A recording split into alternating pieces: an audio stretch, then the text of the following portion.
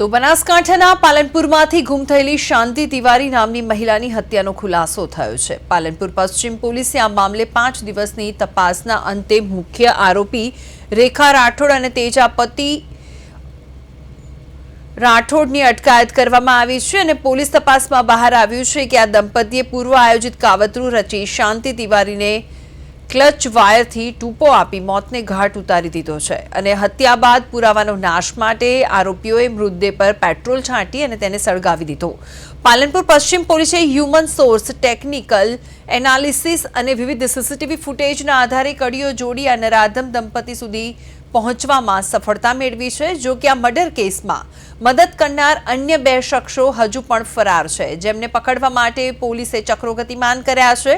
આ ક્રૂર હત્યા પાછળનું ચોક્કસ કારણ શું હતું તે દિશામાં પોલીસે અત્યારે ઝીણવટભરી પૂછપરછ કરી રહી છે।